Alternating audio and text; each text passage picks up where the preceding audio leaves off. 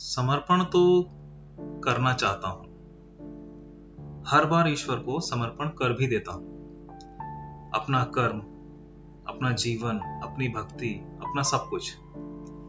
फिर भी ऐसा कुछ है जो छूट जाता है।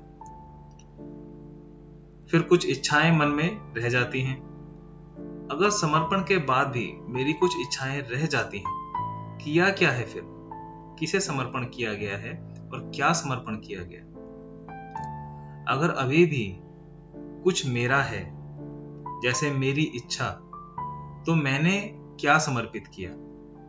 जिसे मैं मेरा कह रहा हूं, तो वो है कौन जो मेरा बोल रहा है?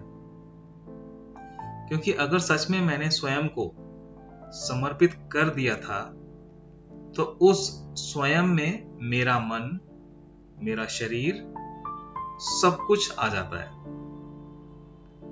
जब मेरा सब कुछ ईश्वर को समर्पित ही हो चुका है, अब मेरा जो कुछ भी है उस पर केवल ईश्वर का ही अधिकार है। अब वही निर्णय करेगा कि इस शरीर का, इस मन का या इस जीवन का उसे करना क्या है।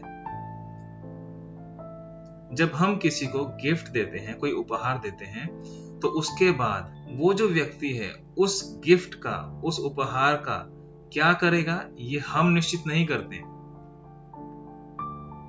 उपहार देने के बाद उस उपहार पर हमारा कोई अधिकार नहीं रह जाता है। तो अब जो भी उस उपहार का होना है, वो वही व्यक्ति निश्चित करेगा जिसे उपहार दिया गया है।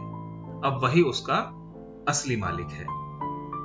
उपहार की अपनी कोई इच्छा नहीं होती है, वो केवल अपने प्रभु की, अपने मालिक की खुशी का एक माध्यम बन जाता है।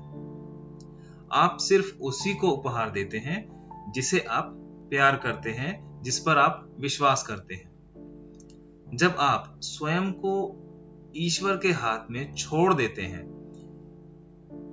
तो इसका अर्थ है कि आप उसे इतना प्रेम करते हैं कि आपने अपने सबसे कीमती उपहार यानी कि स्वयं को ही उसे सौंप दिया है। अब जब आप स्वयं का गिफ्ट, स्वयं का उपहार ईश्वर को दे ही दिया है, आपने स्वयं को सौंप ही दिया है, तो अब आप कौन होते हो अपने जीवन के बारे में कुछ भी सोचने के लिए? आप ये खुद सोच के देखें। अब जो सोचेगा और जो करेगा वो केवल ईश्वर ही है, क्योंकि आपने स्वयं को ईश्वर को सौंप दिया है। अब वही आपके जीवन का मालिक है। तो आने वाले भविष्य में जो कुछ भी घटना होती है, चाहे अच्छी हो या बुरी हो, आप अपनी हर परिस्थिति को अपने ईश्वर को सौंप चुके हैं। तो आपको अब किसी भी विषय में, किसी भी बारे में चिंता करने की जरूरत नहीं है। अगर आपको पूरा विश्वास है तो आप कभी चिंता करेंगे ही नहीं।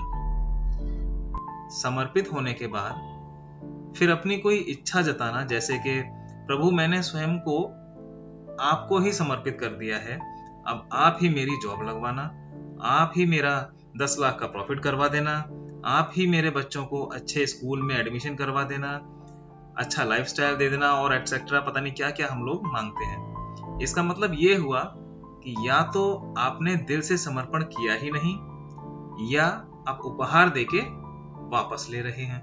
विश्वास कोई वस्तु नहीं होती है जो कम या ज्यादा हो सकती हो।